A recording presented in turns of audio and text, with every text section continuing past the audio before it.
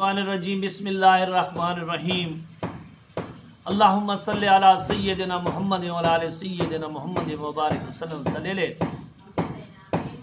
आज खाजदान चिश्त में एक बहुत बड़ी हस्ती हज़रत ख्वाजा उस्मान हारूनी रहमतुल्लाह अलैह के बारे में बयान करेंगे। आपकी अबू नूर को नीयत थी, तरीक़त और शरीयत के उलूम में इमामुल असर थे, अशराफुल अक़ताब और मुक़्तदा अक़ताब माने जाते थे। आपको ख्वाजा हाजी शरीफ जंदनी से ख़िलक़ा खिलाफत मिला। आप हारून के रहने वाले थे। ये गांव निशापुर के नज़दीक है। आपने अपनी ज़िंदगी के 70 साल रियाजत में गुजारे। सारी उम्र ताम और पानी पेट भर कर न पिया, कई कई रातें न सोते। उनकी दुआ बारगाह रब्बुल इज़्ज़त से कभी रद्द न होती। कलाम रब्बानी के हाफिज़ से हर रोज़ एक बार कुरान पाक ख़त्म करते और समाओ शौक़ शौक़ से सुनते। जिस दिन हज़रत ख्वाजा उस्मान रहमतुल्लाह अलैह को खरकत की विलायत मिला तो आपके पीर और मुर्शिद हज़रत ख्वाजा शरीफ रहमतुल्लाह अलैह ने कुल्ला 4 तुर्की आपके सर पर रखा। फरमाया कि इस 4 तुर्की कुल्ला से मुराद 4 चीज़ों को तर्क कर देना है। पहले तर्क दुनिया, दूसरा तर्क उक़बा, अल्लाह की ज़ात के सिवा कोई भी मकसूद ना होगा। तीसरा तर्क खाना और सोना मगर इतना जिससे ज़िंदगी का गुजर बसर रहे। चौथा तर्क ख्वाहिश नफ्स, यानी जो कुछ नफ्स कहे उसके खिलाफ किया जाए।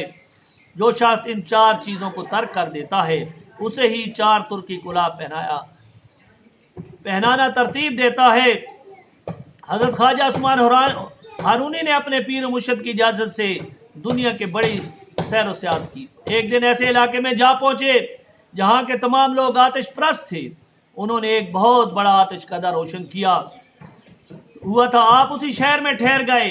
अपने खादम फ़खरुद्दीन को कहा कि कहीं से थोड़ी सी आग ले आओ ताकि खाना पका लें। फ़खरुद्दीन आतिश परस्तों के पास गया और थोड़ी सी आग मांगी, लेकिन उन्होंने आग देने से इनकार कर दिया कि ये आतिश तो हमारा महबूद है, इस आग से आग देना हमारे मज़हब में जायज़ नहीं है। खादम ने भी आकर हज़रत ख्वाजा की खिदमत में सूरत हाल पेश की। हज़रत ख्वाजा बज़ात खुद तशरीफ़ ले आए। आग इसकी मखलूक है। आतिश परस्तों को मुखातब करके फरमाया, महबूब हकीकी तो अल्लाह ताला की ज़ात है।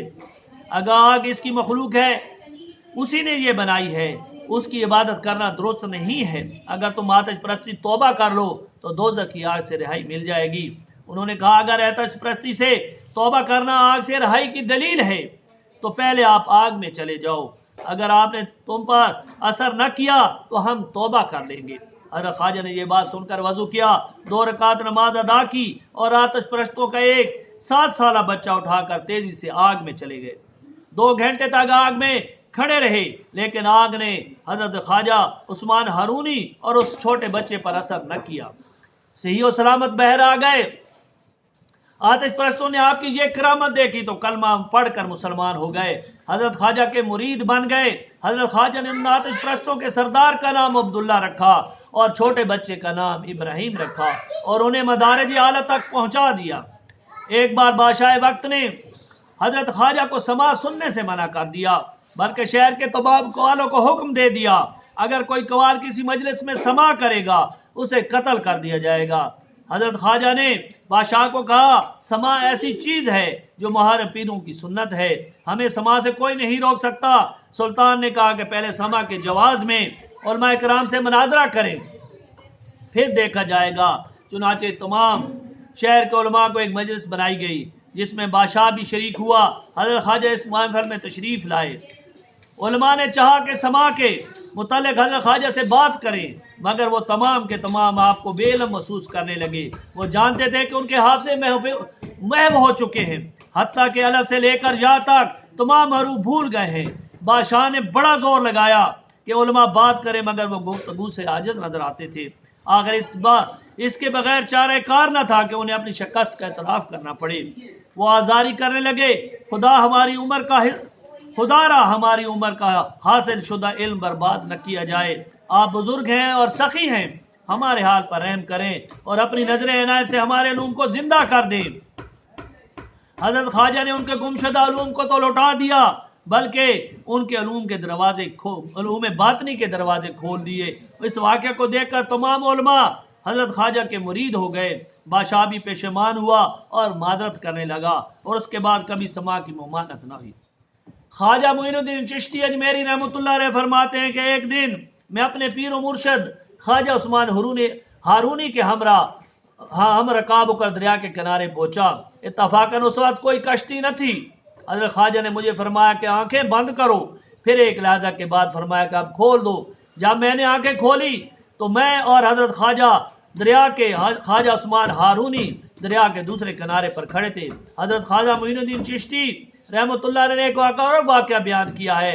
ایک شخص حضرت خواجہ عثمان ہارونی رحمۃ اللہ کی خدمت میں حاضر ہوا اور عرض کی، اتنا عرصہ ہوا ہے کہ میرا بیٹا گم ہو گیا ہے، مجھے کوئی خبر نہیں کہ وہ کہاں ہے، مہربانی فرما کر توجہ فرمائے۔ حضرت خواجہ نے جب یہ بات سنی مراقبے میں چلے گئے۔ تھوڑی دیر بعد سر اٹھایا اور فرمایا، تیرا لڑکا گھر پہنچ چکا ہے۔ وہ شخص گھر گیا تو لڑکے کو گھر میں موجود پایا۔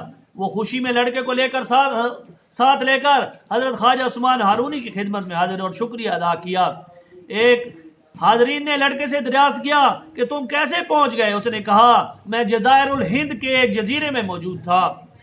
آج ایک ایسا بزرگ جس کی صورت حضرت خواجہ عثمان ہارونی سے ملتی ہے میرے پاس تشریف لائے اور مجھے کہا، اٹھو، میرے پاؤں پر پاؤں رکھو اور آنکھیں بند کر لو۔ میں نے ایسا ہی کیا۔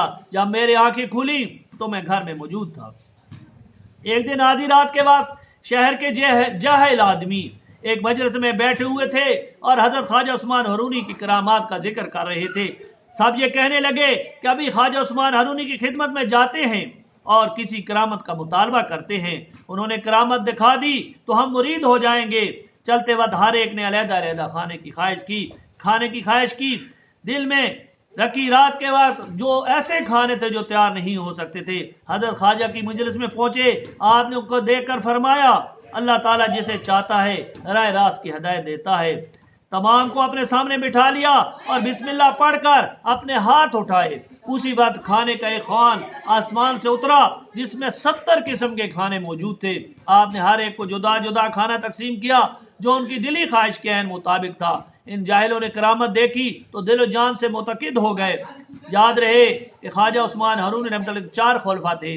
پہلے خواجہ معین الحق والدین سنجری، دوسرے خواجہ نجم الدین صغرا، تیسرے شیخ سعدی لنگوہی، چوتھے حضرت خواجہ محمد ترک رحمۃ اللہ۔ حضرت خواجہ عثمان ہارونی 5 ماہ شوال 617 ہجری میں فوت ہوئے، جبکہ آپ کی عمر مبارک 91 سال تھی۔ خدا سے دعا ہے کہ اللہ تعالی ہمیں اللہ والوں کے راستے پر چلنے کی توفیق عطا فرمائے اور آقا صلی اللہ علیہ وسلم کی سچی غلامی نصیب فرمائے، اور وہ کام کرائے جس سے رب کا انعام ہوا ہے اس سے بچا لے جس پر اللہ تعالیٰ کا غضب ہوا ہے۔ وآخر دعوانا الحمدللہ رب العالمین۔